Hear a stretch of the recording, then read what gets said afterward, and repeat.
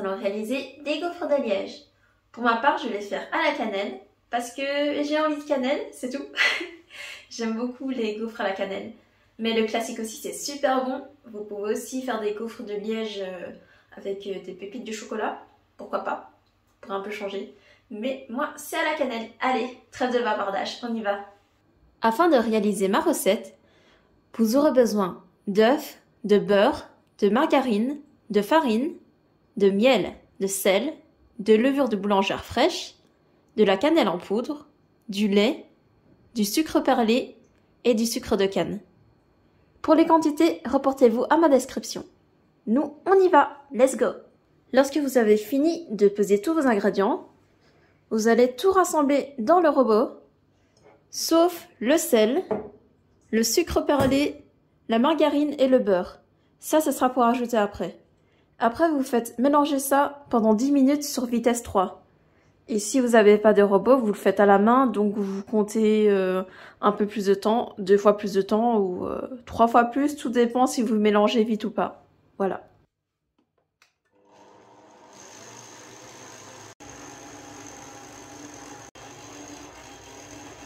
Ajoutez le sel.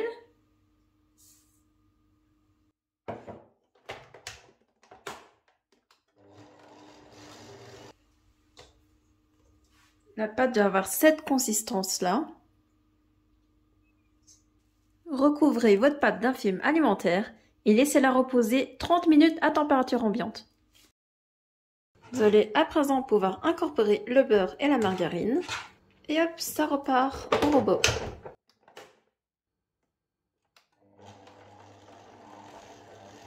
N'hésitez pas à venir gratter afin de mieux incorporer le beurre parce qu'il se coince un peu sur les côtés.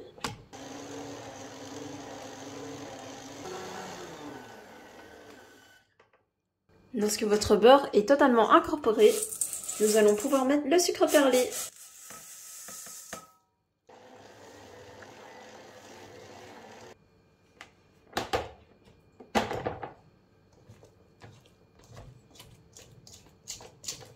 Ne vous inquiétez pas, c'est tout à fait normal que la pâte soit collante. Ensuite, vous allez prendre de la farine, en mettre dans votre pâte. Et nous allons commencer à peser des bâtons de 100 g. Remettez de la farine. Formez des petites boules. Ensuite, un petit boudin. Et vous le mettez sur votre feuille de papier cuisson.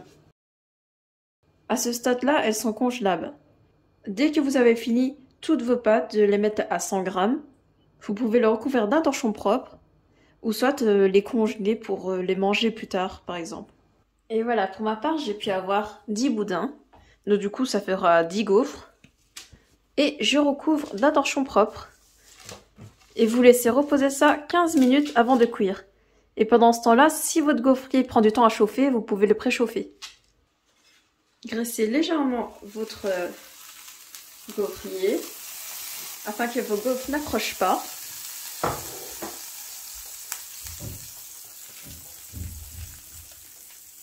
Vous allez déposer les bâtons au centre. Puis on referme. Sachant que moi j'ai un gaufrier qui tourne, je vais pouvoir le pivoter afin que les gaufres soient colorées partout uniformément. Après voilà, il n'y a pas non plus besoin de 1000 ans pour cuire les gaufres, il y en a à peu près pour 5 petites minutes. Donc voilà, c'est relativement assez rapide. Et voilà des super belles gaufres. Un vrai régal. Moi, je vais prendre une grille pour les poser dessus. Ouh là là. Ah! Une fourchette. Vous piquez. Et hop. Vous déposez dessus tout doucement afin de ne pas trop l'abîmer. Piquez dedans. Et relâchez.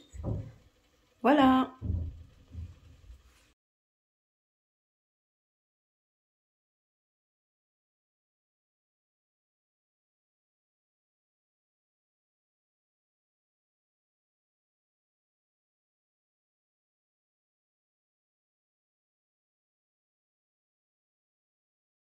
Il se trouve que c'est l'heure de mon dessert. Regardez, ça a l'air super bon.